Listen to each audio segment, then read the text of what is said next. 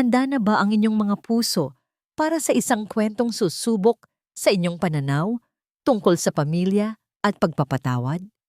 Halina't pakinggan natin ang isang salaysay na magpapatunay na ang tunay na pagmamahal ay hindi palaging nagsisimula sa dugo, kundi sa isang pagpiling babago sa lahat.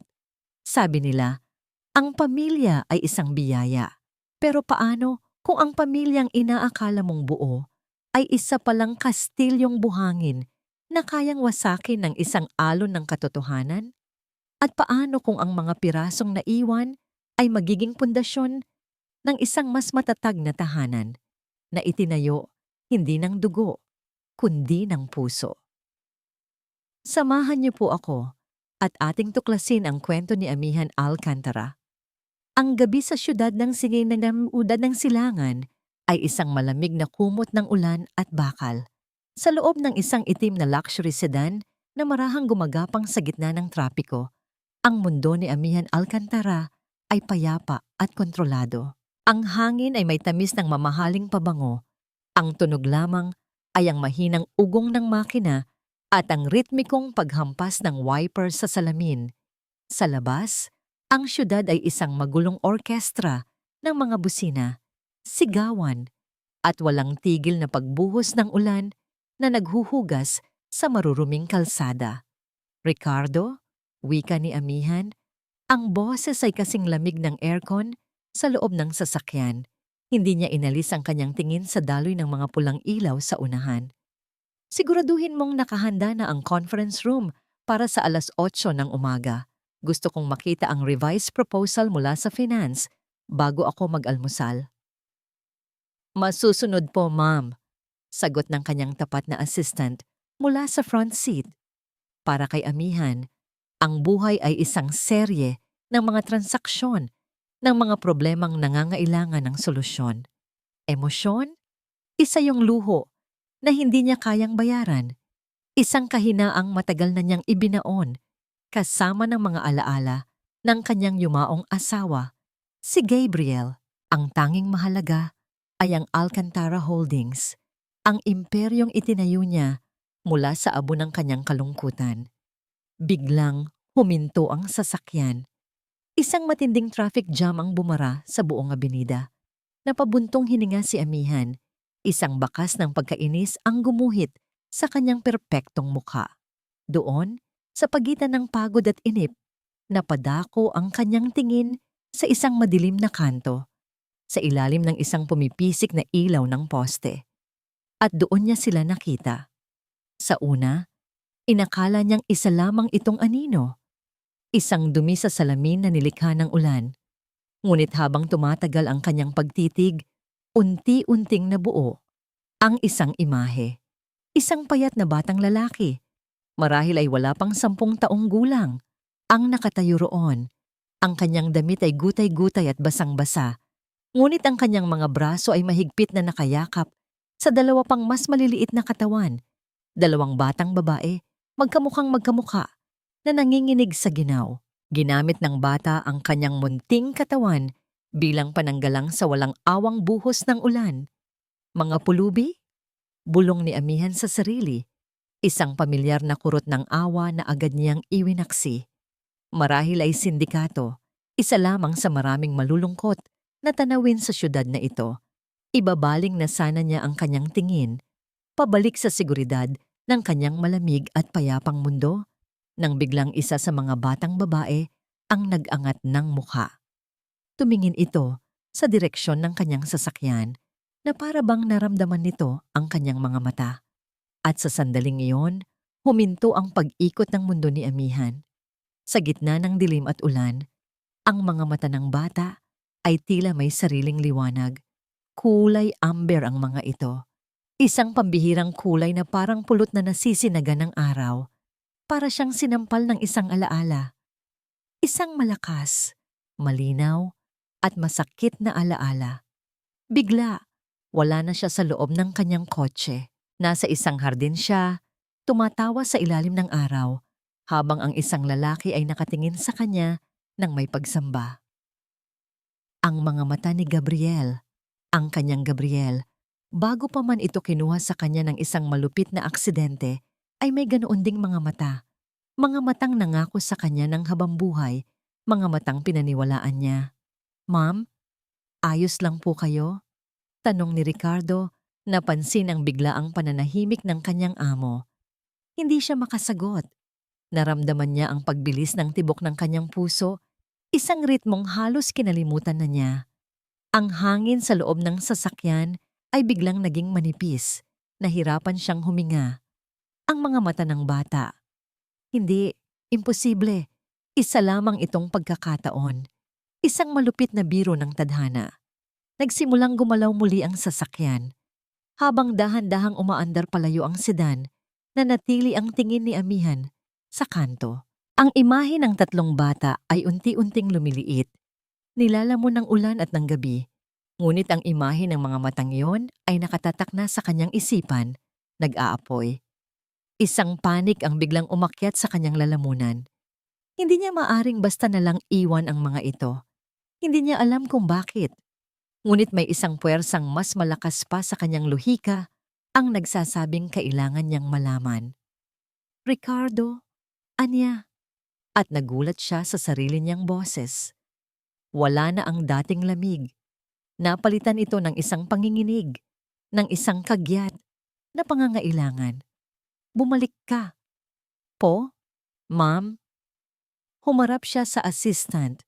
Ang kanyang mga mata ay nagpapakita ng emosyong matagal nang hindi nakikita ni Ricardo. Hanapin mo ang mga batang yon. Utos niya. Bawat salita ay may bigat. Ngayon din. Ang pag-uwi sa kanyang malawak at tahimik na mansyon ay hindi nagdulot ng kapayapaan. Bawat sulok ng bahay ay sumisigaw sa alaala ni Gabriel. At ngayon, ang mga alaalang iyon ay may kasama ng isang bagong mukha. Ang mukha ng isang batang babae na may mga matang amber. Hindi siya mapakali. Nagpabalik-balik siya sa kanyang sala, yakap ang sarili habang hinihintay ang tawag ni Ricardo. Ang bawat segundo ay tila isang oras. Sino ang mga batang yon? Bakit ganito ang epekto nila sa kanya? Makalipas ang halos isang oras, tumunog ang kanyang telepono. Sinagot niya ito agad. Ricardo, nahanap mo na ba sila? May ilang segundong katahimikan sa kabilang linya bago sumagot si Ricardo. Ang boses nito ay puno ng pag-aalinlangan. Ma'am, binalikan po namin kaagad ang kanto. Nagtanong-tanong kami sa mga tindahan sa paligid. At, giit ni Amihan, ang kanyang puso ay kumakabog ng malakas. Pero, wala na po sila ma'am, sagot ni Ricardo. Para silang bulang naglaho. Tawong, ang salitang imposible ay bihirang gamitin sa mundo ni Amihan Alcantara. Para sa kanya, lahat ng bagay ay may solusyon, lahat ng problema ay may katapat na presyo o tamang koneksyon. Ang pagkawala ng tatlong bata sa isang sulok ng syudad ay hindi isang katapusan. Isa lamang itong hamon sa kanyang kapangyarihan. Kinabukasan, ang conference room ng Alcantara Holdings ay puno ng tensyon, ngunit ang isip ng kanilang CEO ay nasa ibang lugar. Habang nag-uulat ang kanyang mga ehekutibo tungkol sa milyon-milyong pisong kita, ang tanging nakikita ni Amihan sa kanyang isipan ay isang pares ng mga matang kulay amber. Excuse me, bigla niyang sabi. Pinuputo lang nagsasalitang finance head. Lahat ay natigilan. Ricardo, i-cancel mo lahat ng appointments ko ngayong araw. May mas mahalaga akong aasikasuhin. Hindi na siya naghintay ng sagot. Tumayo siya at naglakad palabas. Iniwan ang isang silid na puno ng mga taong naguguluhan. Sa unang pagkakataon sa loob ng maraming taon, ang imperyo niya ay naging pangalawa lamang sa isang misteryo. Ginamit ni Amihan ang lahat ng kanyang yaman at impluwensya. Nag-deploy siya ng isang pribadong investigation team, mga dating militar na sanay sa paghahanap. Ipinakuha niya ang lahat ng CCTV footage sa lugar. Ginamit niya ang kanyang mga koneksyon sa City Hall. Ang syudad ng Silangan ay naging isang higanteng chessboard At si Amihan ang reynang naghahanap sa 3 nawawalang pawn. Ang mga piraso ng impormasyon ay unti-unting dumating. Isang street vendor ang nakapagsabi na ang mga bata ay madalas makita sa may area ng Baryo Diwa. Isang social worker ang may deskripsyon ng isang batang lalaking nagngangalang Sinag na tumatayong magulang sa kanyang 2 nakababatang kapatid. Ang Baryo Diwa ay kabaligtaran ng mundo ni Amihan. Kung ang kanyang buhay ay gawa sa salamin at asero, ang lugar na yon ay gawa sa putik, kalawang, at desperasyon. Habang ang kanyang mamahaling sasakyan ay maingat na gumagapang sa makikitid na eskinita, ang mga residente ay napapatingin. Ang kanilang mga mata ay puno ng pagtataka at hinala. Sino ang eleganteng babaeng ito sa kanilang lugar ng kahirapan? Bumaba si Amihan mula sa kotse at agad na kumapit ang putik sa kanyang mga sapatos na nagkakahalaga ng isang buwang sahod ng isang ordinaryong manggagawa. Hindi niya ito ininda. Ang kanyang mga mata ay abala sa paghahanap. Sinusuri ang bawat dampa at barong-barong. Dinala siya ng isang impormante sa isang sulok ng baryo kung saan nakatayo ang isang maliit na kubol na gawa sa pinagtagpi-tagping yero at kahoy. Mula sa loob, may mahinang ilaw at amoy ng nilulutong kanin. Huminto si Amihan sa labas. Ang kanyang puso ay biglang nagsimulang kumabog ng mas mabilis. Ito na ba yon? Dahan-dahan niyang itinulak ang pintuan na gawa sa sako. At doon, sa loob, sa sahig na lupa, nakita niya sila. Ang batang lalaki, si Sinag, ay nagbabantay sa isang maliit na kaldero. Ang 2 batang babae naman ay mahimbing na natutulog sa isang banig na gawa sa karton. Magkayakap kahit sa dilim, kitang-kita ni Amihan ang buhok ng isa sa kanila, ang buhok na kasing kulay ng kay Gabriel. Nang marinig ang pagbukas ng pinto, mabilis na tumayo si Sinag. Ang kanyang katawan ay agad na humarang sa pagitan ni Amihan at ng kanyang mga kapatid. Hawak niya ang isang sandok na tila isa itong sandata. "Sino po kayo?" tanong ng bata. Ang boses ay nanginginig, ngunit puno ng tapang. "Wala po kaming kailangan sa inyo." Ang determinasyon sa mga mata ng bata ay nagdulot ng kakaibang awa sa puso ni Amihan. Sa halip na matakot, nakaramdam siya ng respeto. "Huwag kang matakot," mahinahong sabi ni Amihan. Itinaas ang kanyang mga kamay para ipakita na wala siyang masamang intensyon. Gusto ko lang makita kung ayos lang kayo."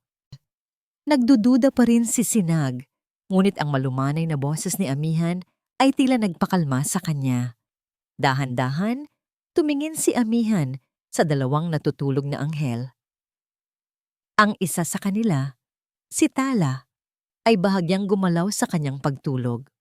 Ang pagkakahawig nito kay Gabriel ay hindi maikakaila. Ang hugis ng mukha, ang kurba ng mga labi, lahat ay naroon. Ang pagdududa sa kanyang isip ay lumalaki, nagiging isang halimaw na sumisira sa kanyang kapayapaan. Kailangan niyang malaman ang totoo, kailangan niya ng pruweba. Nagkunwari siyang may tinitingnan sa paligid, lumuhod na parang sinusuri ang kanilang kalagayan. Habang nakatalikod si Sinag para tingnan ang niluluto, mabilis ngunit maingat na iniabot ni Amihan ang kanyang kamay. Sa isang galaw na halos hindi humihinga, kumuha siya ng isang hibla ng buhok mula sa ulo ni Tala. Isang manipis, kulay kastanyas na hibla. Mabilis niya itong isinilid sa isang maliit na plastik na dala niya, itinago sa kanyang bulsa. Tumayo siya. Ang kanyang puso ay dumadagundong sa kanyang dibdib. "Babalik ako," sabi niya kay Sinag. Ang kanyang boses ay mas matatag na ngayon. "Magdadala ako ng pagkain at mga gamit." Hindi na niya hinintay ang sagot ng bata. Mabilis siyang bumalik sa kanyang sasakyan, ang isip ay lumilipad. Pagkasakay na pagkasakay, Kinuha niya ang kanyang telepono. Isang numero lang ang kanyang tinawagan. Ang pinuno ng pinakaprestihiyosong medical laboratory sa bansa. Dr. Morales, anya, ang boses ay hindi nagpapahintulot ng anumang tanong. May ipapadala ako sa iyong sample. Kailangan ko ng DNA test. Ikumpara mo ito sa sample na nasa file ninyo sa ilalim ng pangalang Gabriel Rosales. May katahimikan sa kabilang linya. Amihan, alam mo ba kung gaano kadelikado ang hinihiling mo? Gawin mo lang, mariing sagot ni Amihan. At gusto ko ng absolutong konfidensyalidad. Walang sino man ang dapat makaalam nito. Walang-wala. Ang sumunod na 24 na oras ay ang pinakamahabang panahon sa buhay ni Amihan. Hindi siya pumasok sa opisina. Hindi siya kumain. Nagkulong lamang siya sa kanyang silid-aklatan. Napapaligiran ng mga libro, ngunit hindi makapagbasa. Napapaligiran ng katahimikan, ngunit ang isip ay napakaingay. Bawat tunog ng kanyang telepono ay nagpapatayo ng kanyang mga balahibo. At sa wakas, dumating ito. Isang simpleng ping mula sa kanyang laptop. Isang email notification. Lumapit siya sa mesa, ang kanyang mga binti ay tila nanghihina. Sa screen, nakasulat sa itim at puting mga letra ang mga salitang magpapabago sa lahat. From St. Isidro Medical Laboratories. Subject, DNA test results. Urgent and confidential na patingin si Amihan sa email. Ang cursor ng mouse ay kumikislap sa ibabaw ng subject line na parang isang pusong tumitibok. Ang kanyang kamay ay nanginginig habang dahan-dahan niyang iginagalaw ito patungo sa mousepad, handang buksan ang kahon ni Pandora na maglalaman ng katotohanan o ng isang habambuhay na kasinungalingan. Isang pag-click, iyon lang ang kinailangan. Isang simpleng pag-click ng mouse na tila kasintunog ng isang putok ng baril sa loob ng tahimik na silid-aklatan. Bumukas ang attachment. Isang clinical na dokumento, puno ng mga teknikal na salita at numero.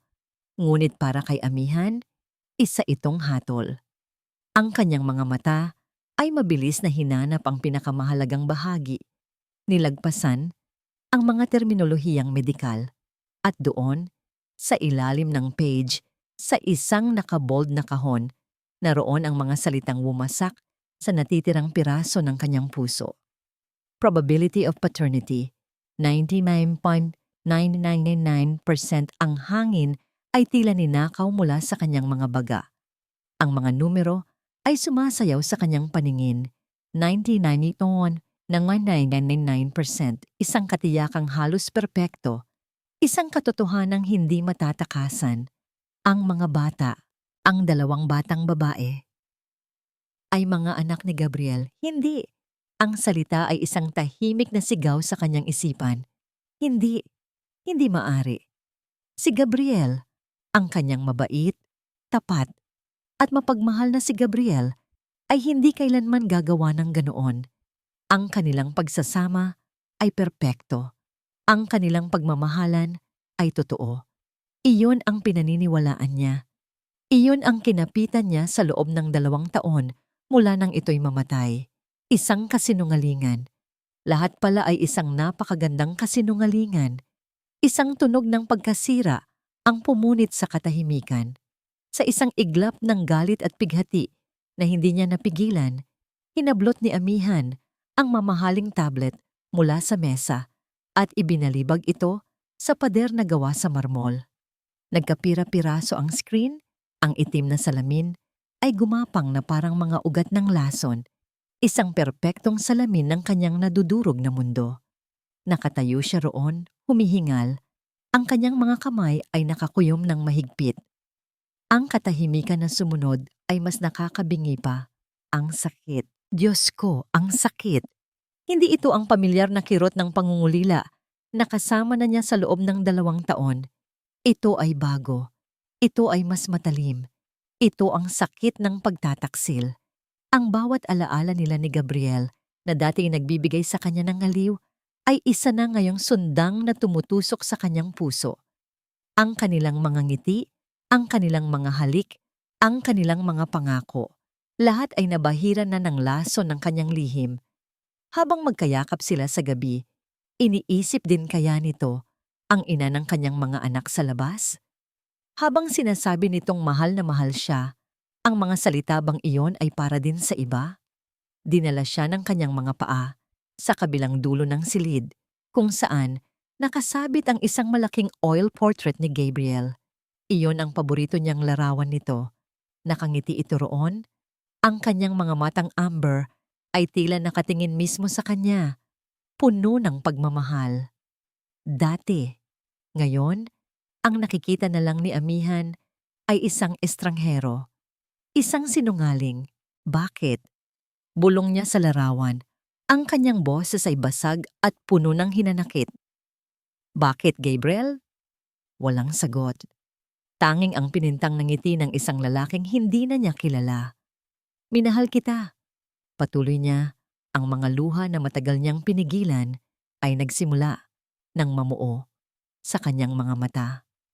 Ibinigay ko sa iyo ang lahat, ang tiwala ko, ang puso ko, at ito ang ginawa mo?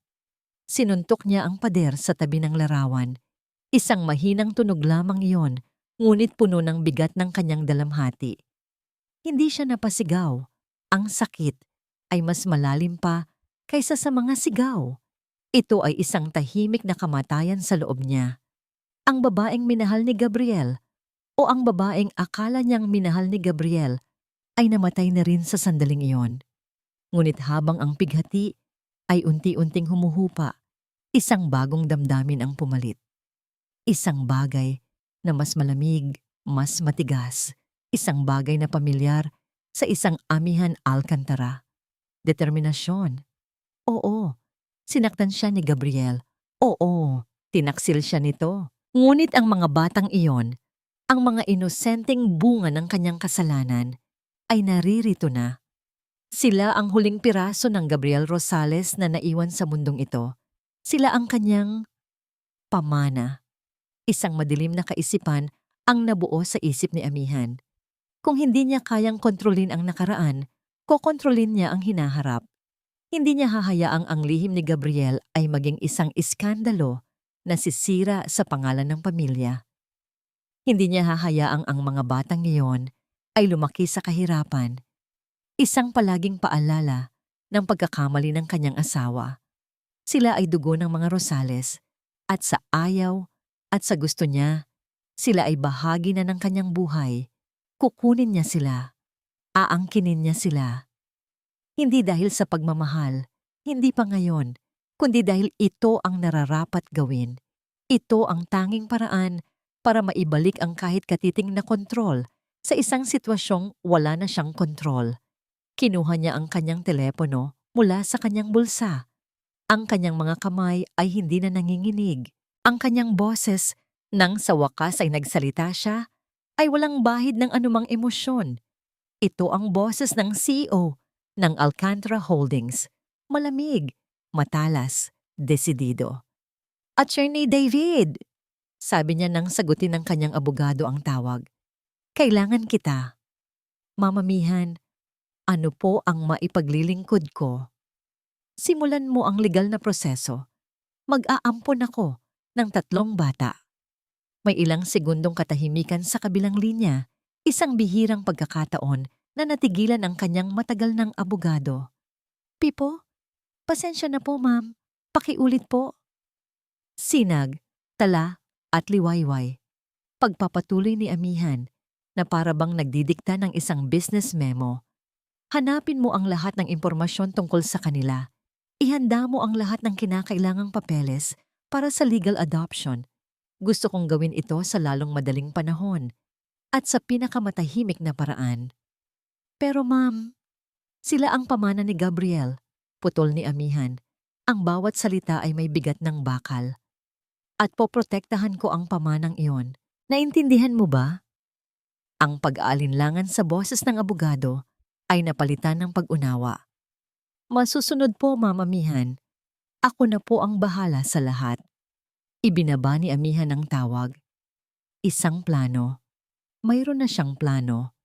Hindi nito binura ang sakit, ngunit binigyan siya nito ng isang pader na maitatayo sa paligid ng kanyang puso. Isang misyon na pagtutuunan niya ng pansin habang pinupulot niya ang mga basag na piraso ng kanyang buhay. Tumalikod na siya sa larawan ni Gabriel, hindi na niya ito kayang tingnan pa. Habang naglalakad siya palabas ng silid-aklatan, handa nang harapin ang bagong yugto ng kanyang buhay, isang yugtong puno ng obligasyon sa halip na pagmamahal, isang matinis na tunog ang pumigil sa kanya. Ang doorbell. Sino naman ang bibisita ng ganitong oras? Hindi siya nag-e-expect ng bisita. Sumimangot siya, isang pahiwatig ng iritasyon. Maya-maya, pumasok ang isa sa kanyang mga kasambahay, bakas ang kaba sa mukha nito. "Ma'am, pasensya na po sa abala. Narito po si Doña Consuelo." Napatigil si Amihan, ang kanyang biyenan. Anong ginagawa nito rito? Bihira itong pumunta sa kanyang bahay nang hindi nag-aabiso, maliban na lang kung may mahalaga itong kailangan. Pinilit niyang ayusin ang kanyang sarili. Ikinuyom niya ang kanyang mga palad, itinago ang anumang bakas ng kahinaan, at nilakad ang pasilyo patungo sa engranding foyer. Nakatayo roon si Doña Consuelo Rosales, ang matriarka ng pamilya Rosales, na para bang reyna sa kanyang palasyo. Ang kanyang damit ay simple ngunit mamahalin, ang kanyang buhok ay perpektong nakaayos. Ang kanyang mga mata, matalas at mapanuri, ay agad na sinuri si Amihan mula ulo hanggang paa. "Amihan Hija," bati nito. Ang boses ay matamis, ngunit may pahiwatig ng yelo. "Napadaan lang ako. Nag-alala ako. Hindi ka raw pumasok sa opisina." "Ayos lang ako, Mama." Pilit nang ngumiti si Amihan. Medyo masama lang ang pakiramdam. Ang mga mata ni Doña Consuelo ay lumibot sa paligid. Huminto sa may pintuan ng silid-aklatan kung saan bahagyang nakikita ang mga bubog ng nabasag na tablet sa sahig. Bumalik ang tingin nito kay Amihan, mas matalim kaysa kanina. Lumapit ito at hinawakan ang pisngi ni Amihan na tila nag-aalala, ngunit ang mga daliri nito ay malamig.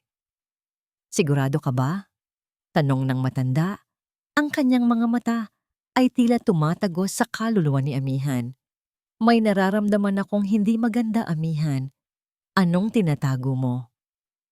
Tatsasa, ang hapagkainan sa mansyon ng mga Rosales ay parang isang entabado para sa isang dula ng pagkukunwari.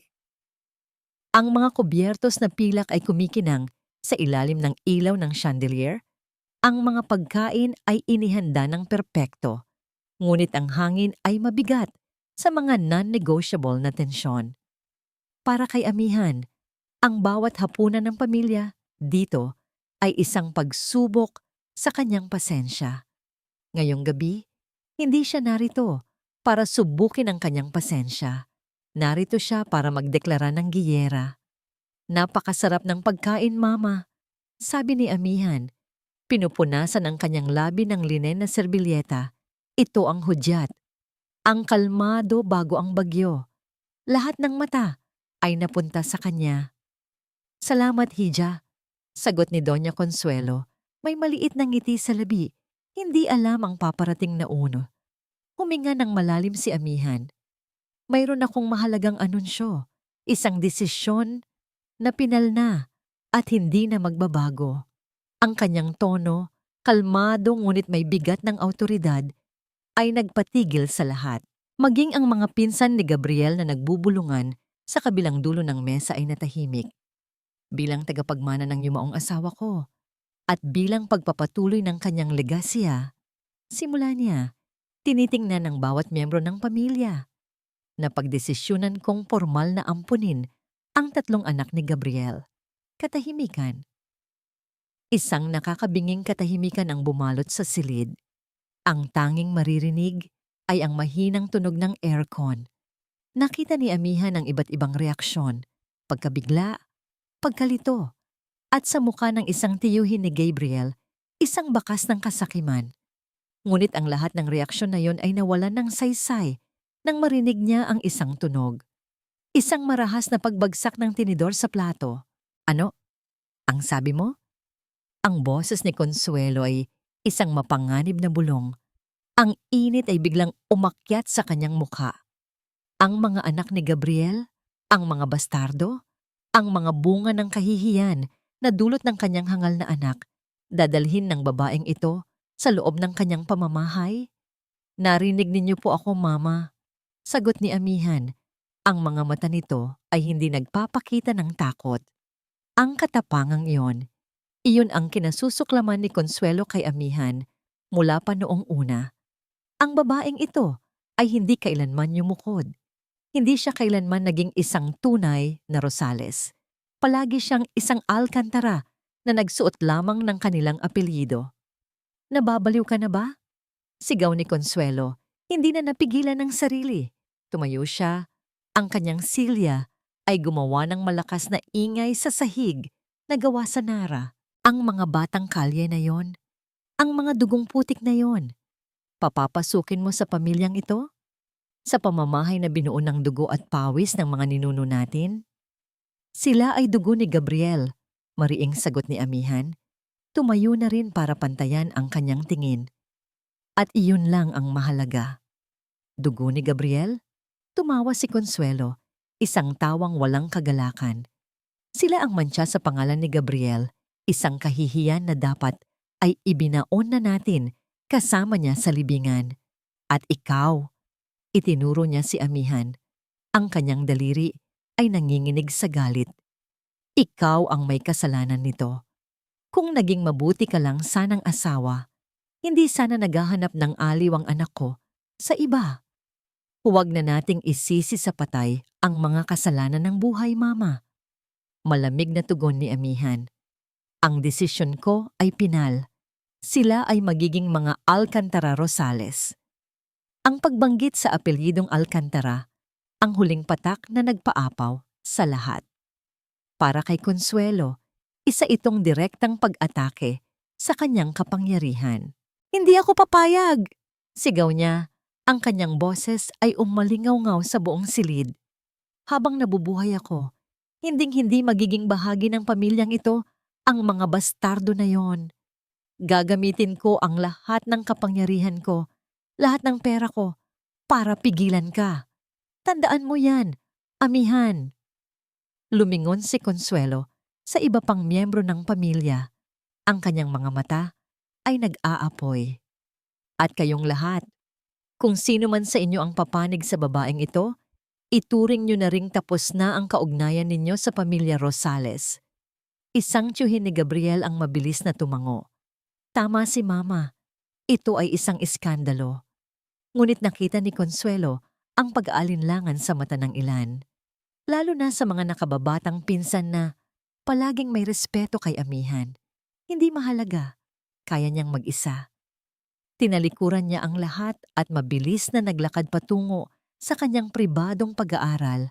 Ang kanyang puso ay pumupukpok sa galit at determinasyon. Ang digmaan ay nagsimula na. At si Doña Consuelo Rosales ay hindi kailanman natatalo sa isang digmaan. Umupo siya sa kanyang antigong mesa na gawa sa mahogany, ang kanyang trono. Kinuha niya ang kanyang itim na moleskin, binuklat ito sa isang partikular na pangalan. Isang numero. Kinuha niya ang telepono. Hello, Ricky? Anya nang may sumagot sa kabilang linya. Si Ricky ang pinakamakapangyarihang editor-in-chief ng pinakamalaking tabloid sa bansa. Isang taong may utang na loob sa kanya. Mayroon akong kwento para sa'yo. Isang malaking kwento. Isang bagay na yayanig sa syudad ng Silangan. Kinabukasan, maagang nagising si Amihan. Sa kabila ng nangyari kagabi, nakaramdam siya ng kakaibang kapayapaan. Tapos na ang pagkukunwari. Alam na niya kung saan siya nakatayo. Alam na niya kung sino ang kanyang mga kaaway. Nagtimpla siya ng kape at naupo sa kanyang breakfast nook na nakaharap sa hardin. Ang umaga ay tahimik. Ngunit ang katahimikang yon ay biglang binasag ng pagdating ng kanyang kasambahay. Dala ang mga dyaryo sa umaga. Ma'am, bulong ng kasambahay, ang mukha ay namumutla. Inilapag nito ang isang tabloid sa mesa. Ang headline na nakasulat sa malalaki at pulang letra ay tila isang sampal sa kanyang mukha. Biyudang bilyonarya, aagawin ang mana mula sa mga anak sa labas ng yumaong asawa. Sa ilalim nito, isang larawan niya na kinuha sa isang event kung saan siya ay nakangiti. Ngayon, ang ngiting iyon ay tila ngiti ng isang demonyo. Ang headline ay simula pa lamang. Sa loob ng ilang oras, ang kwento ay kumalat na parang apoy. Mula sa mga tabloid, lumipat ito sa mga morning news show, sa mga blind item ng mga showbiz columnist, at higit sa lahat, sa social media. Ang pangalan ni Amihan Alcantara ay biglang naging trending topic, ngunit hindi sa paraang gusto niya. Ang naratibo ay malinaw at nakakalason, isang obra maestra ng itim na propaganda na halatang gawa ni Doña Consuelo. Si Amihan ay hindi isang babaeng nagluluksa na gustong kupkupin ang mga naulilang anak ng kanyang asawa. Hindi. Siya ay isang gahamang mang-aagaw, isang modernong madrasta na nagpapanggap na mabait para makuha ang trust fund na iniwan ni Gabriel para sa mga anak nito. Isang trust fund na hindi naman alam ni Amihan kung totoo. Halimaw, basa niya sa isang comment sa Facebook. Pera lang ang habol niyan, sabi sa isang tweet. Kawawa naman yung mga bata, gagamitin lang siya. Ang bawat salita ay isang maliit na hiwa sa balat na pinatigas na niya sa loob ng maraming taon. Sanay siyang pag-usapan sa business pages, purihin dahil sa kanyang talino sa pagnenegosyo. Ngayon, siya ang kontrabida sa isang pangmasang teleserye. Ang pagpasok niya sa lobby ng Alcantara Holdings ay parang paglakad sa gitna ng isang firing squad. Ang mga empleyado ay nagbubulungan, ang iba ay hindi makatingin sa kanya ng diretsyo. Sa labas ng gusali, isang grupo ng mga reporter ang nag-aabang, ang kanilang mga kamera ay parang mga baril na nakatutok sa kanya. Ma'am Amihan, totoo po ba na kinukuha niyo lang ang mga bata para sa pera? Anong masasabi niyo sa pamilya Rosales na tutol sa pag-aampon? Hindi siya sumagot. Naglakad siya ng diretso. Ang kanyang mukha ay isang maskara ng kalmadong profesionalismo. Ngunit sa loob, ang kanyang tiyan ay puno ng mga nag-uumpugang bato. Sa gitna ng lahat ng kaguluhang ito, may isang bagay na kailangan niyang gawin. Ang mga bata. Kailangan na niyang kunin ang mga bata mula sa Baryo Diwa. Hindi na sila ligtas doon. Sa lalong madaling panahon, matutuntun din sila ng media. Ipinadala niya si Ricardo, kasama ang ilang security personnel at isang social worker para formal na kunin ang 3 bata. Ang pagdating nila sa mansyon ay tahimik at magulo. Si Sinag, Tala at Liwayway, na suot ang mga bago ngunit hindi pa rin sanay na damit, ay pumasok sa malawak na foyer. Ang kanilang mga mata ay nanlalaki, hindi sa pagkamangha, kundi sa takot. Mula sa dampa na gawa sa karton, napunta sila sa isang palasyo na tila walang katapusan ang laki. Maligayang pagdating, sabi ni Amihan. Pinipilit na maging malumanay ang kanyang boses. Lumuhod siya para maging kapantay nila. Ito na ang bago ninyong tahanan. Ngunit ang mga bata ay umatras. Si Sinag, gaya ng dati, ay humarang sa harap ng kanyang mga kapatid. Ang kanyang mga mata ay puno ng pagbabantay. Ang lugar na ito ay nakakatakot.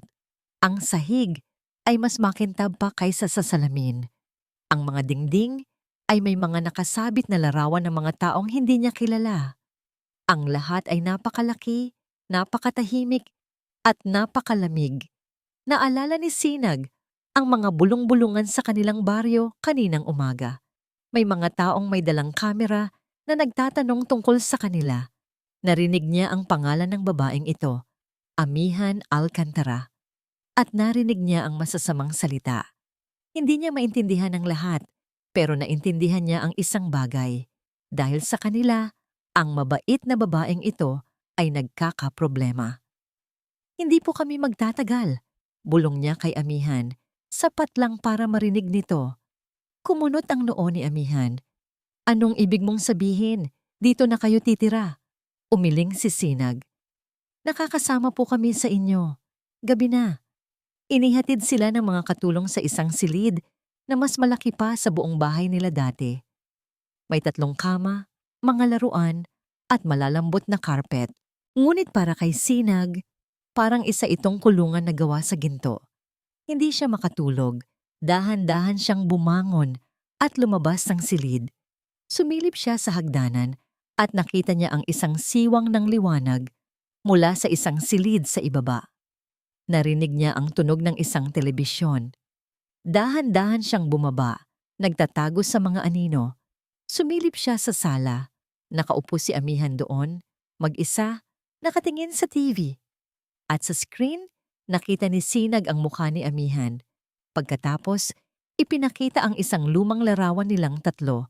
Kuha marahil ng isang kapitbahay. Ang sabi ng reporter sa TV, ang iskandalong gumugulat ngayon sa alta sosyedad. Ang tanong ng marami, pagmamahal nga ba o pera ang motibo ni Mrs. Alcantara sa biglaang pag-ampon sa mga sinasabing anak sa labas ni Don Gabriel Rosales? Naramdaman ni Sinag ang paninikip ng kanyang dibdib. Siya ang may kasalanan. Sila ng mga kapatid niya. Sila ang eskandalo. Dahil sa kanila, sinisiraan ang babaeng kumuha sa kanila mula sa putik. Sa gitna ng balita, biglang umiyak si Tala mula sa kanyang kinauupuan sa tabi ni Amihan. Hindi ito napansin ni Sinag kanina. Ang bata, na marahil ay nagising at bumaba rin, ay nakarinig sa lahat. Ayoko dito. Ikbi ni Tala. Ang maliliit niyang balikat ay nanginginig. Masama daw po tayo. Sa unang pagkakataon, nakita ni Sinag ang isang bagay na iba sa mukha ni Amihan. Ang maskara nito ay nag-crack. Lumapit ito kay Tala at, sa isang alanganing galaw, niyakap ito. Shh! Hindi totoo yan. Yan. Bulong ni Amihan. Hindi kayo masama. Manahimik ka na. Nakita ni Sinag ang isang emosyon sa mga mata ni Amihan na hindi niya pa nakikita dati. Hindi awa. Hindi obligasyon. Isang bagay na mas malalim. Isang bagay na parang sakit. Ngunit para kay Sinag, huli na ang lahat. Nakapagdesisyon na siya. Sila ang problema, kaya sila rin ang aalis. Kinabukasan bago pa man sumikat ang araw, habang ang buong mansyon ay mahimbing na natutulog, ginising ni Sinag ang kanyang 2 kapatid. Sa isang piraso ng papel na nakuha niya mula sa isang mesa, nagsulat siya ng ilang salita gamit ang isang lapis na nanginginig. Salamat po, pero aalis na kami para hindi na kayo masira. Inilapag niya ito sa ibabaw ng unan kung saan dapat ay natutulog siya. Dahan-dahan, sa ilalim ng kadiliman, pinangunahan niya sina Tala at liwayway palabas ng malaking bahay. Pabalik sa mundong alam nila, iniwan ang isang katahimikang mas nakakabingi kaysa sa anumang eskandalo. Ang katahimikan. Iyon ang unang napansin ni Amihan. Ang mansyon, nakahapon lamang, ay nabasag ang katahimikan ng mga yapak at bulong ng 3 bata ay muling naging isang malamig at malawak na puntod. Ma'am Amihan! Ang sigaw ng isa sa mga kasambahay mula sa itaas ang gumising sa kanyang diwa. May kasamang pagmamadali at takot ang tinig nito. Mabilis na umakyat si Amihan sa hagdan. Ang kanyang puso ay nagsimulang kumabog ng may pag-aalala. Sa pintuan ng silid ng mga bata, nakita niya ang mga katulong na nagkakagulo. Ang mga kama ay walang laman, malinis, at hindi nagalaw, maliban sa isang piraso ng papel na nakatiklop sa ibabaw ng unan ni Sinag. Anong nangyari? Tanong niya. Kahit alam na niya sa loob niya ang sagot. Nanginginig na iniabot sa kanya ng katulong ang sulat. Binuksan ito ni Amihan. Ang sulat kamay ay pangbata, hindi pantay-pantay. Ngunit ang mga salita ay kasing bigat ng tingga. Salamat po, pero aalis na kami para hindi na kayo masira. Hindi na kayo masira. Ang mga salitang yon ay tumagos sa kanyang puso. Ang mga bata, umalis sila dahil sa kanya. Dahil sa iskandalong siya ang sentro, dahil sa tingin nila, sila ang dahilan ng kanyang pagkasira. Isang kurot ng pagkakonsensya, isang emosyong hindi pamilyar, ang biglang sumalakay sa kanya. Security! Sigaw niya. Ang kanyang boses ay umalingaw-ngaw sa buong bahay. I-lockdown ang buong subdivision. I-check ang lahat ng CCTV. Hanapin niyo sila. Hanapin niyo ang mga anak ko. Ang huling dalawang salita ay lumabas na lamang sa kanyang bibig nang hindi namamalayan. Ang mga anak ko. Isang ganap na kaguluhan ang sumunod. Nag-utos si Amihan.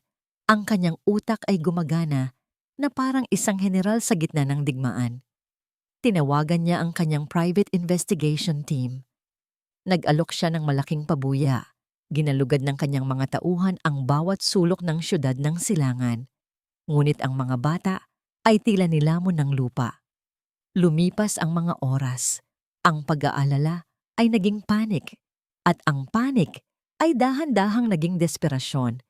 Sa gitna ng kanyang pagkabigo, bumalik siya sa silid ng mga bata na para bang sa paggawa nito ay may mahahanap siyang kasagutan. Sinuri niya ang bawat sulok. Ang mga damit na hindi pa naisusuot, ang mga laruang hindi pa nagagalaw. At sa ilalim ng kama ni Sinag, nakita niya ito. Isang maliit, luma, at gasgas na kahon na gawa sa kahoy. Marahil ay naiwan ito ni Sinag sa kanilang pagmamadali. Dahan-dahan itong kinuha ni Amihan. May bigat ito, hindi lang sa pisikal, kundi sa pakiramdam. Ito marahil ang tanging kayamanan ng mga batang yon. Naupo siya sa sahig at dahan-dahang binuksan ang takip. Ang laman ng kahon ay mga pira-pirasong alaala. Isang luma at kupas na baby shoe. Isang kwintas na gawa sa shell. Ilang mga bato na makikinis. At sa ilalim ng lahat, isang maliit na bungkos ng mga liham, tinalian ng isang pulang ribon.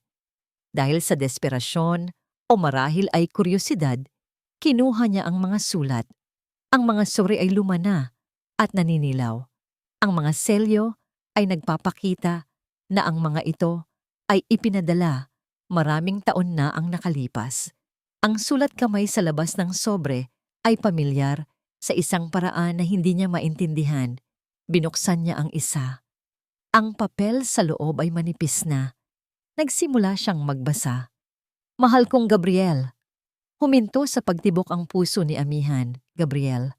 Ang mga sulat na ito ay para sa kanyang asawa. Ipinagpatuloy niya ang pagbabasa. Ang kanyang mga mata ay mabilis na tumatakbo sa bawat salita.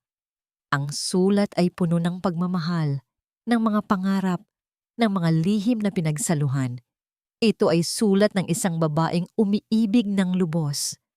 At habang nagbabasa siya, isang alaala, isang matagal nang nakabaong alaala, ang unti-unting umahon mula sa kaibuturan ng kanyang isipan, ang pagkakakurba ng letrang G, ang paraan ng paglalagay ng tuldok sa letrang I.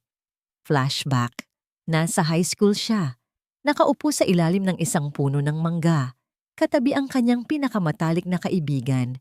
Nagtatawanan sila habang nagsusulatan ng mga notes sa klase. Nakikita niya ang kamay ng kaibigan niya, ang paraan ng pagsulat nito. Isang sulat kamay na hindi niya malilimutan. Bumalik siya. Sa kasalukuyan, ang sulat ay nanginginig sa kanyang mga kamay. Kinuha niya ang isa pang sulat, binuksan ito, at tumingin sa pinakaibaba, sa lagda. Ang pangalan ay hindi buo, tila sinadyang gawing simple. Nagmamahal Laya. Laya, Malaya. Ang pangalan ay sumabog sa kanyang isipan na parang isang bomba. Malaya, ang kanyang matalik na kaibigan. Ang kanyang kapatid. Ang babaeng bigla na lang nawala sa buhay niya pagkatapos nilang graduate na sinabing magtatrabaho sa ibang bansa at tuluyan ng hindi nagparamdam. Ang babaeng ipinagkatiwalaan niya ng lahat ng kanyang mga sikreto. Ang babaeng ipinakilala niya kay Gabriel. Ang lahat ng piraso ay biglang nag-ugnay-ugnay sa isang nakakakilabot na larawan. Ang pagkawala ni Malaya. Ang mga lihim na pag-alis ni Gabriel na sinasabi nitong business trips, ang mga matang Amber, ang pagtataksil ay hindi lang pala isa, dalawa pala sila, ang kanyang asawa at ang kanyang pinakamatalik na kaibigan. Ang dalawang taong pinakamamahal niya at pinagkakatiwalaan sa buong mundo ay may lihim na relasyon sa kanyang likuran. Hindi, bulong ni Amihan. Ang kanyang boses ay isang mahinang hikbi. Hindi, hindi. Isang matinding sakit. Mas malala pa kaysa noong nalaman niya ang resulta ng DNA test ang bumalot sa kanya. Ito ay isang ganap na pagwasak. Ang pundasyon ng kanyang buong buhay, ang kanyang pag-ibig, ang kanyang pagkakaibigan, ay gumuho ng sabay-sabay. Kinuha niya ang huling sulat sa bungkos. Tila mas bago ito kaysa sa iba. Binuksan niya ito. Ang mga salita ay tila mga punyal. Hindi na ako magtataka kung balang araw ay pipiliin mong iwan si Amihan para sa amin. Doon na siya bumagsak. Napaupo siya sa sahig, yakap ang mga sulat sa kanyang dibdib at humagulgol. Hindi isang tahimik na pag-iyak, isang malakas, masakit, at walang tigil na paghagulgol ng mga isang babaeng nawalan ng lahat. Ang kanyang dignidad, ang kanyang kontrol, ang kanyang malamig na panlabas na anyo. Lahat ay nawala. Ang natira na lang ay ang hilaw na sakit ng isang pusong pinagtaksilan ng 2 beses. Ang pag-iyak ay walang dulot na ginhawa. Nang sa wakas ay naubos na ang kanyang mga luha, ang natira na lamang ay isang nakakamanhid na pakiramdam ng kawalan. Nakaupo pa rin siya sa sahig ng silid, napapaligiran ng mga laruan na hindi kailanman mapaglalaruan. Yakap ang mga sulat na sumira sa kanyang mundo. Ang galit niya kay Gabriel ay napalitan ng isang mas malalim na sakit. At ang sakit na yon ay hinaluan ng galit para kay Malaya. Paano nila nagawa ito sa kanya? Sa likod ng kanyang mga ngiti, sa likod ng kanilang mga pagkakaibigan, mayroon palang isang lihim na hardin kung saan siya ay hindi kasama. Ang mga bata. Nasaan na ang mga bata? Ang pag-aalala ay bumalik, ngunit ngayon ay may kasama na itong pait. Kapag tinitingnan niya ang mukha ng mga bata sa kanyang isipan, hindi na lang si Gabriel ang nakikita niya. Nakikita na rin niya ang multo ni Malaya, ang kanilang mga mata, ang kanilang mga ngiti. Sila ay buhay na testamento ng isang dobleng pagtataksil. Bakit ko pa sila hinahanap? Tanong ng isang bahagi ng kanyang isip. Sila ang dahilan ng lahat ng sakit na ito. Ngunit isa pang bahagi, isang bahaging hindi niya maintindihan, ang sumasagot. Dahil mga bata sila. Dahil mag-isa sila. Dahil natatakot sila. Sa gitna ng kanyang panlulumo, tumunog ang kanyang telepono. Si Ricardo. Ma'am, sabi nito sa kabilang linya. May bahid ng pag-aalinlangan. May balita na po kami. Nakita sila ng isa nating asset, papunta sa terminal ng bus sa Pasay. Isang iglap, bumalik ang enerhiya sa katawan ni Amihan. Tumayo siya, ang kanyang mga binti ay nanginginig pa rin. Huwag ninyong hayaang makaalis. Papunta na ako. Hindi na siya nag-abala pang mag-ayos. Suot pa rin ang kanyang damit pantulog. Walang pakialam sa kanyang magulong buhok. Kinuha niya ang susi ng kanyang kotse at siya mismo ang nagmaneho. Tinakbuhan ang trapiko na parang isang baliw. Ang tanging nasa isip niya ay ang makarating sa terminal. Ang terminal ng bus ay isang magulong dagat ng mga tao. Maingay, mainit at masikip. Ngunit sa gitna ng lahat ng iyon, agad silang nakita ng kanyang mga mata. Nakaupo sa isang mahabang upuang bakal, magkakayakap. Si Sinag, na pilit na nagpapakita ng katapangan, at ang kambal, na halatang pagod at takot na. Dahan-dahan siyang lumapit, ang bawat hakbang ay mabigat. Sinag, tawag niya. Nag-angat ng tingin ng bata. Nang makita siya nito, ang unang emosyon sa mukha nito ay hindi tuwa, kundi takot at pagkakasala. Mabilis itong tumayo at muling hinarang ang kanyang mga kapatid. Umalis na po kayo, sabi ng bata. Ang boses ay basag. Guguluhin lang po namin ang buhay niyo. Hindi, sabi ni amihan. Ang kanyang sariling boses ay halos hindi niya makilala. Puno ito ng pagod. Halika kayo na, uwi na tayo. Ngunit sa pagkakataong ito, umiling si Sinag ng may determinasyon. Ayoko na po. Ayaw na po naming maging eskandalo. Babalik na lang po kami sa kung saan kami galing. At doon sa sinabi ng bata, isang bagay sa loob ni amihan ang nabali. Ang lahat ng sakit, galit, at pagtataksil na tiniis niya sa loob ng huling 24 na oras ay biglang bumuhos at ang target nito ay ang batang nasa harapan niya. Saan kayo galing? Tanong niya. Ang boses ay biglang tumaas at tumalim. Sa isang kasinungalingan, sa isang lihim na pinagsaluhan ng ama niyo at ng sarili kong kaibigan, natigilan si Sinag. Hindi niya naintindihan ang sinasabi ni amihan, ngunit naramdaman niya ang galit dito. Hindi niyo alam kung gaano ninyo sinira ang buhay ko. Patuloy ni amihan. Ang mga salita ay lumalabas na parang lason. Hindi na niya ito napigilan. Bawat tingin ko sa inyo, ang nakikita ko ay ang kanilang pagtataksil, ang kanilang kasalanan. Nagsimulang umiyak si Natala at liwayway sa takot. Si Sinag ay napaurong. Yakap ang kanyang mga kapatid. Ang kanyang mukha ay puno ng sakit. Nang makita ni amihan ang takot sa mga mata ng mga bata, doon lamang niya napagtanto ang kanyang ginawa. Napahawak siya sa kanyang bibig, puno ng pagsisisi. Anong ginagawa niya? Sinisisi niya ang mga batang walang kasalanan, ngunit huli na ang lahat. Mrs. Alcantara, isang kalmadong boses ang tumawag sa kanya mula sa likuran. Lumingon siya. Isang babaeng nakauniforme ng DSWD at 2 pulis ang nakatayo roon. At sa likod nila, nakangisi ay ang abogado ni Doña Consuelo. Mayroon po kaming emergency petition mula sa korte. Sabi ng social worker, iniabot sa kanya ang isang dokumento. Dahil sa kasalukuyang eskandalo at sa inyong emotional instability, ipinag-uutos ng korte na ilagay ang mga bata sa pansamantalang kustodya ng pamilya Rosales sa ilalim ng pangangalaga ni Doña Consuelo habang dinidinig ang kaso. Emotional instability. Ang mga salitang sinigaw niya sa mga bata marahil ay may nakarinig. Marahil ay sinadya ito, isang patibong. At nahulog siya rito nang walang kalaban-laban. Wala nang nagawa si amihan. Ang kanyang lakas ay biglang nawala. Napanood na lamang niya habang dahan-dahang kinukuha ng social worker ang kamay ni Natala at liwayway. Huwag po! Ayoko pong sumama! Umiiyak na sigaw ni Tala. Ang mga mata ay nakatingin kay amihan, nagmamakaawa. Iniabot nito ang kanyang maliit na kamay. Mama Ami, tulong!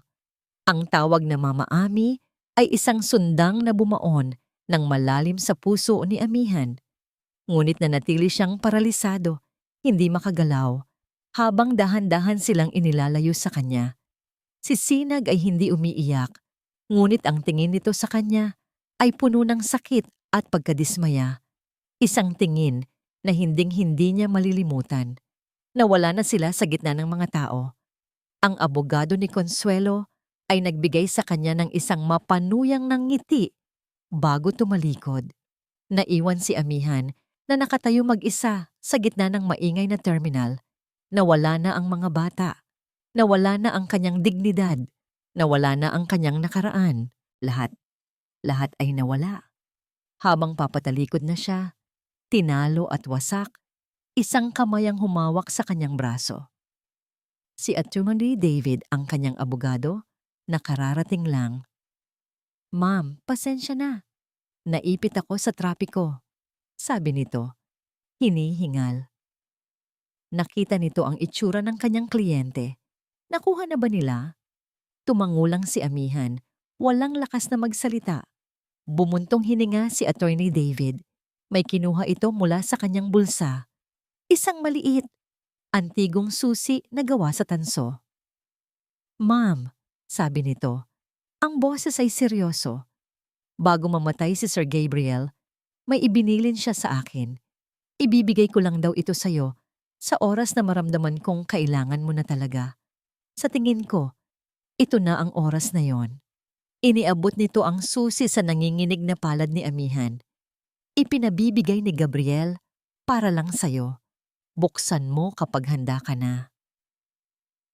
Ang susi ay malamig sa kanyang palad, maliit, tanso at puno ng mga tanong. Ilang araw na ang lumipas mula nang kunin sa kanya ang mga bata. Ang bawat araw ay isang impyerno. Ang mansyon ay mas tahimik kaysa dati. Ang balita ay mas malala. Siya ay ipinipinta bilang isang unstable na babae na hindi karapat-dapat mag-alaga ng mga bata. Si Doña Consuelo naman ay ang viin-iktim na lola na sumasagip sa kanyang mga apo mula sa isang halimaw. Si Amihan ay nasa pinakamababang punto ng kanyang buhay. Nakakulong sa kanyang silid, tumatangging kumain, tumatangging makipag-usap. Ang sakit ng pagtataksil at ang bigat ng pagkakasala sa pagsigaw niya sa mga bata ay parang isang lason na dahan-dahang pumapatay sa kanyang kaluluwa. Ang tanging naroon ay ang susi. Nakapatong ito sa kanyang bedside table, tila nang aasar. Isang huling piraso mula kay Gabriel, isang huling kasinungalingan o isang huling katotohanan. Sa ilalim ng kanyang desperasyon, isang maliit na kislap ng dati niyang pagkatao ang lumabas. Ang pagiging mausisa, ang pangangailangang malaman. Kinuha niya ang susi. Sa likod nito, may nakaukit na maliliit na numero, BDO MK34, isang safe deposit box. Sa unang pagkakataon, sa loob ng ilang araw, bumangon siya. Naligo, nagbihis, habang tumitingin sa salamin. Isang estranghero ang tumingin pabalik sa kanya. Isang babaeng may maputlang mukha, may itim na bilog sa ilalim ng mga mata. Ngunit sa mga matang iyon, may bagong apoy. Hindi pa ito tapos. Ang bangko ay abala. Ngunit para kay Amihan, ang lahat ay tila gumagalaw sa slow motion. Ipinakita niya ang susi at ang kanyang ID. Dinala siya ng isang empleyado sa isang malamig at tahimik na vault. Ang tunog ng pagbukas ng metal na pinto ay umalingaw-ngaw. Ang kahon ay hindi malaki. Gawa ito sa metal. Nang buksan niya ito, hindi ginto o alahas ang laman. Mga dokumento. Isang makapal na folder na may label na GCR Trust. At sa ibabaw nito, isang sobre na nakaselyo na may nakasulat na pangalan niya. Para sa'yo, Amihan. Ang sulat kamay ni Gabriel. Nanginginig ang kanyang mga kamay habang binubuksan niya ito. Amihan, mahal ko. Kung binabasa mo ito, nangangahulugan na wala na ako at nasa gitna ka ng isang kaguluhang hindi ko kailanman ninais para sa'yo. Patawarin mo ako. Patawarin mo ako sa lahat ng sakit na idinulot ko. Walang sapat na salita para ipaliwanag ang aking mga pagkakamali. Ngunit maniwala ka, minahal kita. Ang pagmamahal ko sa iyo ay totoo, kahit na nabahiran ito ng aking kahinaan. Ang mga bata, sina Sinag, Tala at Liwayway. Alam kong malalaman mo rin ang tungkol sa kanila. Patawarin mo ako, ngunit hindi sila isang pagkakamali. Sila ay mga anghel na dumating sa isang magulong mundo at kailangan nila ng proteksyon. Hindi mula sa iyo, Amihan, kundi mula sa sarili kong ina. Kilala ko si Mama.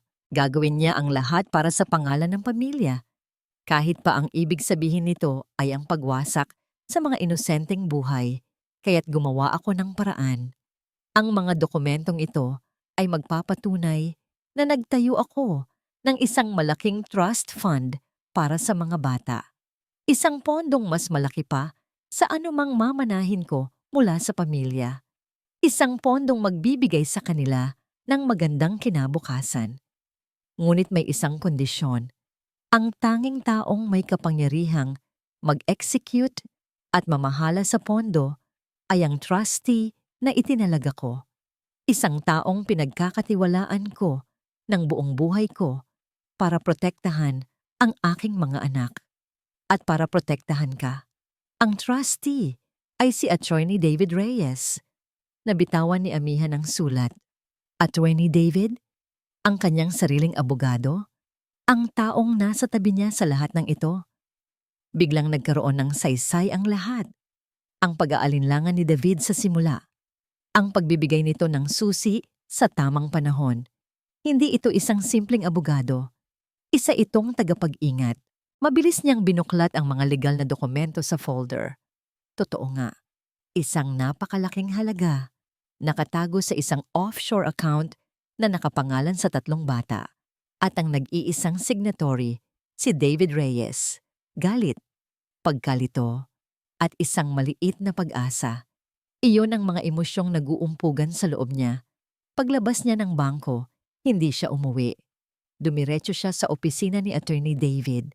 Pumasok siya nang walang paalam.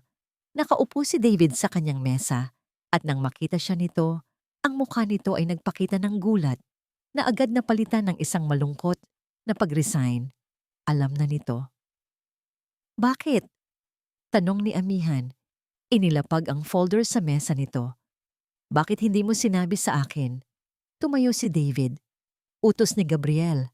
Sinabi niya na ibibigay ko lang sa iyo ang susi kapag wala ng ibang paraan.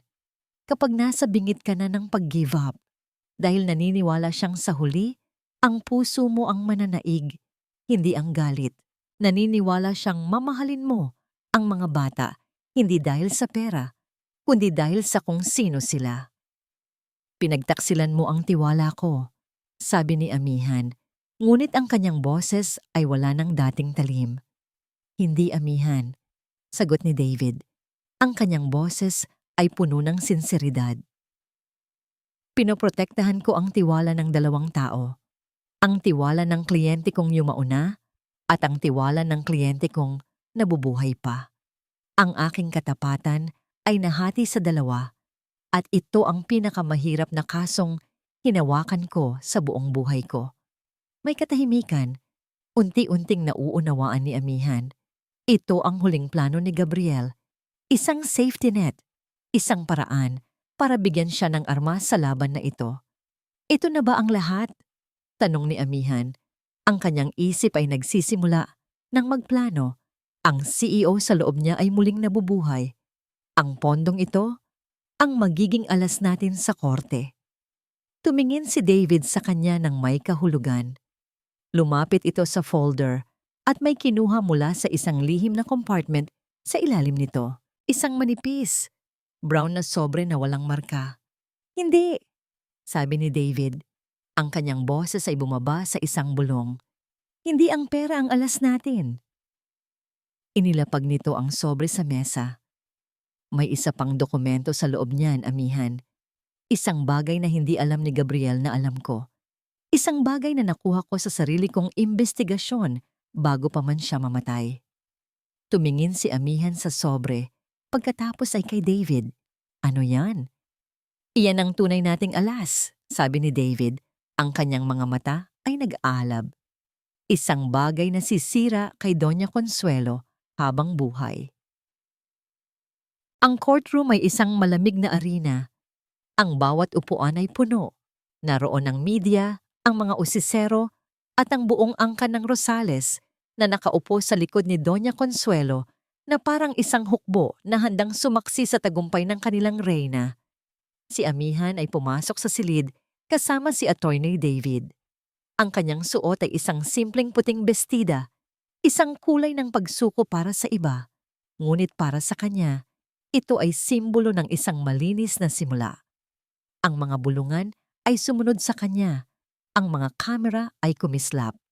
Ngunit wala na siyang naramdamang takot o hiya. Ang tanging naroon ay isang kalmadong determinasyon. Sa kabilang panig, nakita niya sila. Si Sinag, nakaupo ng tuwid. Ang kanyang mukha ay seryoso. At sa tabi niya, sina Tala at Liwayway na parehong nakayuko. Takot sa atensyon ng lahat. Ang puso ni amihan ay kumirot. Para sa kanila. Ang laban na ito ay para sa kanila. Nagsimula ang paglilitis. Ang abogado ni Doña Consuelo ay magaling. Ipinipinta niya si Amihan bilang isang babaeng emotionally unstable, sakim, at mapaghiganti. Ginamit niya ang mga artikulo sa dyaryo. Ginamit niya ang testimonya ng isang saksi na di umano'y nakarinig sa sigaw ni Amihan sa terminal ng bus. Bawat salita ay isang patalim na itinarak sa kanyang reputasyon. Si Amihan ay nanatiling tahimik. Ang kanyang mga kamay ay magkapatong sa kanyang kandungan. Hawak niya sa ilalim ang isang manipis na sobre, ang alas na sinasabi ni David. Ngunit habang nakikinig siya, isang pagbabago ang nangyari sa loob niya. Ang paggamit ba ng alas na ito ang tamang paraan? Ang pagwasak ba sa isang tao ay magbubuo sa kanya? Nang sa wakas ay tinawag na siya sa witness stand, ang buong silid ay natahimik. Mrs. Alcantara, simula ng abogado ni Consuelo, totoo ba na ang tanging habol niyo sa mga bata ay ang trust fund na iniwan ng inyong yumaong asawa? Tumingin si Amihan, hindi sa abogado, kundi sa mga bata. Ang mga mata ni Tala ay nakatingin sa kanya, puno ng pagkalito. Hindi, sagot ni Amihan. Ang kanyang boses ay malinaw at matatag. Kung gayon, bakit? Bakit niyo gustong kunin ang mga batang hindi mo naman kaano-ano? Huminga ng malalim si Amihan. Ito na. Noong una, simula niya, ang kanyang tingin ay lumipat kay Doña Consuelo. Ang dahilan ko ay obligasyon. Sila ang pamana ng aking asawa at responsibilidad kong protektahan iyon. Nakangisi si Consuelo. Ito ang inaasahan niyang sagot. Ngunit nagbago ang lahat. Pagpapatuloy ni Amihan. Nagbago ang lahat nang matuklasan ko ang isang mas malalim na katotohanan. Inaasahan ng lahat na ilalabas niya ang mga dokumento ng trust fund. Ngunit hindi iyon ang ginawa niya. Natuklasan ko na ang ina ng mga batang ito ay hindi lang basta isang babae. Sabi niya, ang kanyang boses ay bahagyang nanginig, ngunit hindi dahil sa kahinaan. Ang ina nila ay si Malaya. Ang dati kong pinakamatalik na kaibigan, ang kapatid na wala ako. Isang bulungan ang kumalat sa courtroom. Tumingin si Amihan sa jury. Oo, tanas sentencing. Nasaktan ako. Sobra. Ang sakit ng pagtataksil mula sa dalawang taong pinakamamahal ko ay halos pumatay sa akin. At sa gitna ng sakit na yon, nagalit ako. Nagalit ako sa mundo. At nagalit ako sa mga batang ito.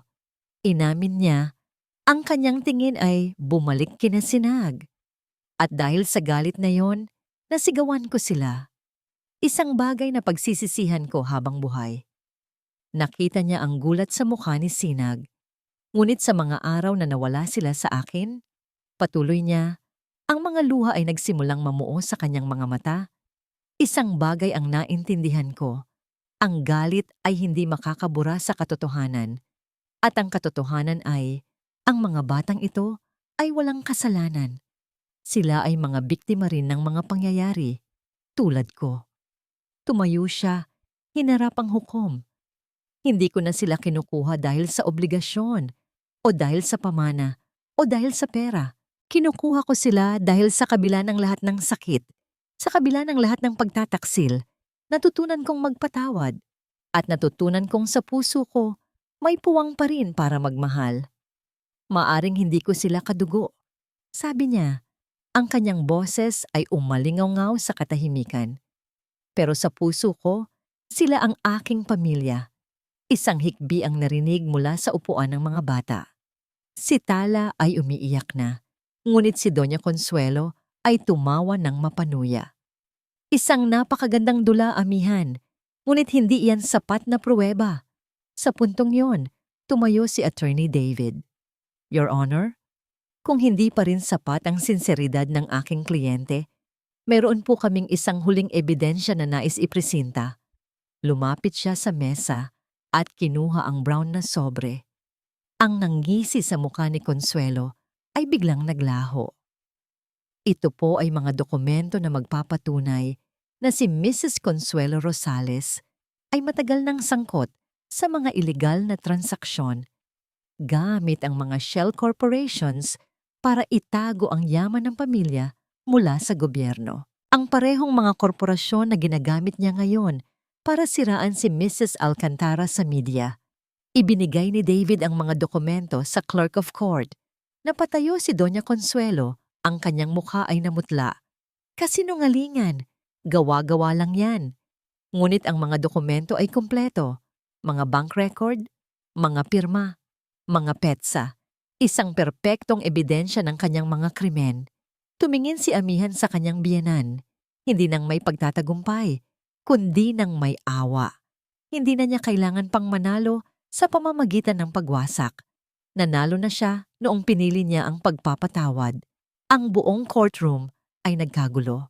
Si Doña Consuelo ay napaupo, ang kanyang mukha ay nagpapakita ng ganap na pagkatalo. Ang kanyang kapangyarihan na binuo sa pera at takot ay gumuho sa isang iglap. Ang hukom ay paulit-ulit na pumukpok ng kanyang martilyo para sa kaayusan. Tumingin siya sa mga dokumento, pagkatapos ay kay amihan, at sa huli, sa tatlong bata na ngayon ay nakatingin na rin sa kanya, ang kanilang mga mata ay puno ng isang bagong damdamin. Pag-asa. Order in the court. Sigaw ng hukom. Ang kanyang mga mata ay seryoso. Handa na siyang magbigay ng kanyang hatol. Ang pagpukpok ng martilyo ng hukom ay tila isang hudyat, hindi ng katapusan, kundi ng isang tunay na simula. Ang hatol ay pinal.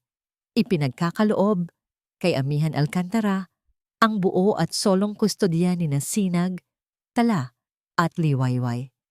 Si Doña Consuelo Rosales naman ay inirekomenda para sa isang malalim na investigasyon dahil sa mga ebidensyang inilatag. Sa labas ng courtroom, sinalubong sila ng liwanag ng mga kamera at ng dagundong ng mga tanong mula sa media. Ngunit sa gitna ng kaguluhan, isang payapang isla ang nabuo. Si amihan, si David at ang tatlong bata. Habang ang mga tauhan ng korte ay marahang inilalayo si Doña Consuelo, na ngayon ay isa ng matandang babae na natalo at nawalan ng lahat, si amihan naman ay dahan-dahang lumuhod sa harap ng mga bata. Walang nagsalita. Tumingin lang sila sa isa't isa. Nakita ni amihan ang lahat sa kanilang mga mata. Ang takot na unti-unting napapalitan ng ginhawa. Ang pagdududa na nagiging tiwala. Si Tala na hindi na napigilan ng sarili, ang unang tumakbo. Yumakap ito nang mahigpit sa leeg ni amihan. Ang maliliit nitong braso ay tila ayaw nang bumitaw. Sumunod si Liwayway, yumakap sa kanyang baywang. At sa huli, pagkatapos ng isang sandali ng pag-aalinlangan, lumapit si Sinag. Hindi ito yumakap, ngunit marahan itong ipinatong ang kanyang kamay sa balikat ni amihan. Isang simpleng gesto, ngunit puno ng kahulugan. Pagtanggap, niyakap sila ni amihan pabalik. Isinubsob ang kanyang mukha sa kanilang mga buhok at sa unang pagkakataon, ang kanyang mga luha ay hindi na dahil sa sakit, kundi sa nag-uumapaw na ligaya. Uwi na tayo, bulong niya. At sa pagkakataong ito, ang salitang uwi ay mayroon ng tunay na kahulugan. Ang pagbabalik sa mansyon ay ibang-iba. Kung dati, ang katahimikan ay tanda ng kalungkutan, ngayon, ito ay napalitan ng mga tunog ng buhay. Ang halakhak ni Tala at Liwayway habang naghahabulan sa malawak na pasilyo. Ang mga tanong ni Sinag tungkol sa bawat bagay na kanyang nakikita. Ang kalansing ng mga kubyertos sa hapagkainan na hindi na dahil sa tensyon, kundi dahil sa isang normal na pamilyang kumakain ng sabay-sabay.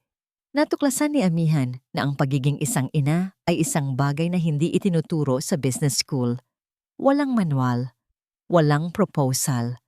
Ito ay isang serye ng maliliit na bagay, ng mga pagsubok at pagkakamali. Noong unang gabi, sinubukan niyang basahan ng bedtime story ang kambal. Hawak ang isang makulay na libro, naramdaman niyang mas kabado pa siya kaysa noong nagpepresenta sa board of directors. Ang kanyang boses ay alanganin sa simula. Ngunit nang makita niya ang mga nanlalaking mata ng mga bata na nakatutok sa bawat salita niya, isang ngiti ang unti-unting sumilay sa kanyang mga labi. Nang matapos ang kwento, bumulong si Tala. "Good night, Mama Ami." At sa tatlong salitang iyon, naramdaman ni Amihan ang isang uri ng tagumpay na hindi kayang tumbasan ng anumang deal sa negosyo. Kinailangan niyang matutunang magluto ng sinangag dahil iyon ang paborito ni Sinag. Kinailangan niyang matutunan kung paano tanggalin ang mantsa ng damo sa mga damit dahil mahilig maglaro sa hardin ang kambal. Minsan, sa gitna ng paghahabulan sa hardin, nadapa siya. Sa halip na mainis, tumawa siya. Isang tawang malakas, totoo, at matagal nang nawala. Isang tawang ikinagulat, maging ng kanyang sarili. Ang dating CEO na laging naka-istileto ay ngayon, masayang nagpapagulong-gulong sa damuhan.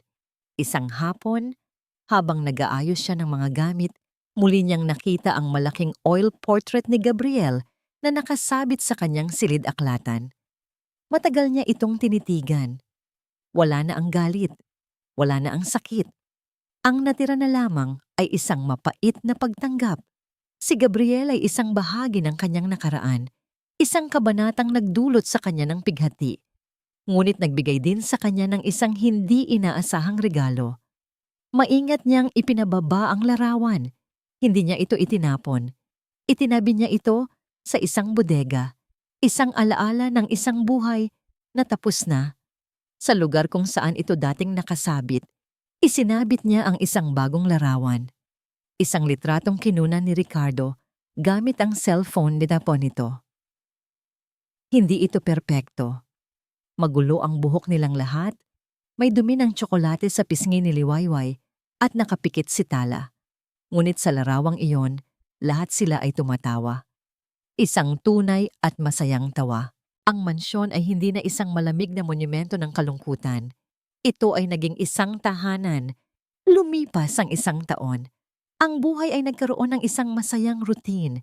Ang paghatid sa mga bata sa eskwela, ang pagtulong sa kanilang mga takdang aralin, ang mga family movie night tuwing Sabado. Ginamit din ni Amihan ang kanyang yaman sa mas makabuluhang paraan, nagtatag ng isang foundation para tulungan ang mga batang ulila at napabayaan. Isang umaga, habang nagkakape siya sa hardin at pinapanood ang mga bata na naglalaro, dumating ang isang sulat.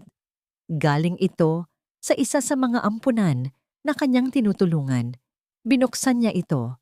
Ito ay isang update tungkol sa mga bata sa ampunan. Ngunit isang partikular na talata ang kumuha ng kanyang atensyon. Meron po kaming bagong dating na bata. Isang 10 taong gulang na lalaki na tagpuan sa kalye. Napakatapang at napaka-protective sa mga mas nakababata sa kanya. Ang sitwasyon niya ay halos katulad ng kay Sinag noon. Itinigil ni Amihan ang pagbabasa. Tumingin siya sa kanyang mga anak, kay Sinag, na ngayon ay mas matangkad na at tinuturuang magbisikleta si Liwayway, kay Tala, na masayang nagdidilig ng mga bulaklak. Tumingin siya sa kanilang mga ngiti, sa liwanag sa kanilang mga mata. Pagkatapos, ibinalik niya ang kanyang tingin sa sulat. Isang maalalahanin at banayad na ngiti ang nabuo sa kanyang mga labi. Ang kanyang paglalakbay ay hindi pa pala tapos. Ito ay nagsisimula pa lamang. 5 taon. 5 taon ang lumipas na parang isang magandang panaginip. Ang siyudad ng Silangan ay pareho pa rin. Maingay, magulo, at laging nagmamadali. Ngunit ang mundo ni Amihan Alcantara ay tuluyan ng nagbago. Ang Alcantara Holdings ay mas malaki at mas matagumpay pa kaysa dati. Ngunit ang CEO nito ay hindi na ang babaeng yari sa yelo at bakal. Ang Amihan ngayon ay isang babaeng natutong balansehin ang board meeting at ang parent-teacher meeting. Isang babaeng mas pinipiling umuwi ng maaga para makasama sa hapunan kaysa mag-overtime para sa isang deal. Ang pinakamalaking pagbabago ay wala sa kanyang opisina, kundi sa kanyang tahanan. Ang mansyon na dati halos walang tao ay ngayon puno ng buhay.